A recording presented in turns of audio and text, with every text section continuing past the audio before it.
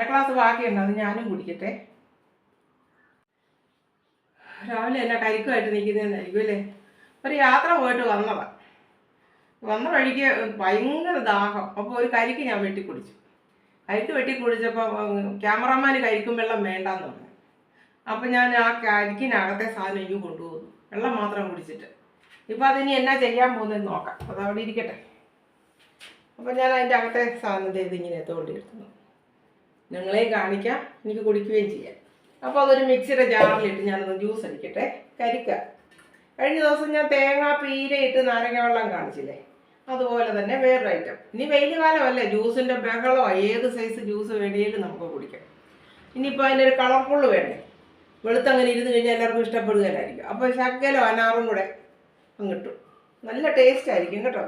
ഈ രക്തക്കുറവുള്ളവർക്കൊക്കെ ഈ അനാറ് ജ്യൂസ് കുടിക്കുന്നത് നല്ലതാണെന്ന് പറഞ്ഞു.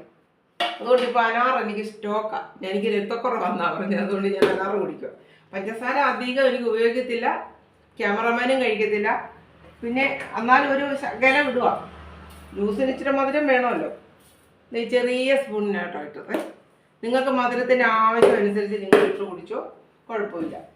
പിന്നെ ഈ ഇതിന് നമ്മൾ കരിക്കൊഴിച്ച് ജ്യൂസ് അടിക്കുന്നവരുണ്ട്, തണുത്ത വെള്ളം ഒഴിച്ചടിക്കുന്നവരുണ്ട്. പിന്നെ ഇത് നമുക്ക് സോഡ വേണമെങ്കിൽ, ഇപ്പോൾ സോഡ മേക്കറൊക്കെ ഉള്ളവർക്കാണെങ്കിൽ എളുപ്പം സോഡ ഉണ്ടാക്കിയിട്ട് വേണം ഒഴിക്കാം. ഇതിപ്പോൾ ഞാൻ തണുത്ത വെള്ളം ഒഴിക്കുന്നത്, ഞാൻ നളന്ന് ഒഴിച്ചേക്കാം. ഒത്തിരി വെള്ളം വേണ്ട, തണുത്ത വെള്ളം ഇത്ര ഒഴിച്ചു. ഒരു അര ഗ്ലാസ് ഒഴിച്ചേക്കാം. ശകലം നോക്കി നിൽക്കുമ്പോൾ എനിക്കും കുടിക്കണമല്ലോ. അത് മതി. അപ്പം ഞാനിതൊന്ന് അടിച്ചെടുക്കട്ടെ. എൻ്റെ കരിക്കിൻ്റെ ജ്യൂസ് റെഡിയായി. കരിക്കും കൂട്ടത്തിൽ കളർഫുള്ളായിട്ടൊരു അനാറും ചേർത്തു ഈ നിറവായി. ഇനി വെയിൽ കാലമല്ലേ, എല്ലാവരും ഇങ്ങനെ ജ്യൂസ് ഉണ്ടാക്കി കുടിച്ച് നോക്കണം. ഓരോ തരത്തിൽ വെറൈറ്റി ആയിട്ട് നമുക്ക് കരിക്ക് ജ്യൂസ് ഉണ്ടാക്കാം, നാരങ്ങ ജ്യൂസ് ഉണ്ടാക്കാം, മുന്തിരി ജ്യൂസ് ഉണ്ടാക്കാം, പിന്നെ വാട്ടർ മെലൻ ഉണ്ടാക്കാം. ഇനി വെയിൽ കാലമാണ്. അതിലൊക്കെ എന്നെ അത്ഭുതപ്പെടുത്തിയ കാര്യമുണ്ടല്ലോ, ഞാൻ ആ അനാറ് മേടിക്കുന്ന കടയിൽ നിന്ന് പച്ചക്കറി കിറ്റ്, റാന്നി ബൈപ്പാസ് റോഡിലാണേ, ബംഗാളികളുടെ കടയാണ്. 150 രൂപയുടെ സാധനമാണിത്. റാന്നിക്കാർക്ക് മാത്രമുള്ളതാണ് ഇത് കേട്ടോ, ഈ പച്ചക്കറിയുടെ. ദൂരെ നിന്നും ആരും ഒന്നും വാങ്ങിക്കത്തില്ല. പക്ഷേ 150 രൂപയുടെ കിറ്റാണ്, എല്ലാ സാധനവും ഉണ്ട്. 5.5 കിലോ സാധനം ഉണ്ടായിരുന്നു. തൂക്കി അവൻ തന്നു 5.5 കിലോ സാധനമുണ്ട്. ഇപ്പോൾ ഇതിൽ എനിക്ക് ഇഷ്ടമില്ലാത്ത സാധനം എന്ന് പറയുന്നത് ഇത് മാത്രമേ ഉള്ളൂ. പിന്നെ എന്തെങ്കിലും വെജിറ്റബിൾ വെക്കുന്നതിൻ്റെ കൂടെ അത് ചേർക്കും.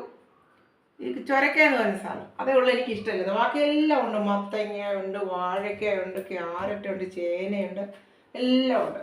അപ്പോൾ റാന്നി ബൈപ്പാസ് വഴി പോകുന്നവർ ഈ ഇടയ്ക്കൊന്ന് കയറി മേടിച്ച് നോക്കുക കേട്ടോ. നല്ലതാണ്.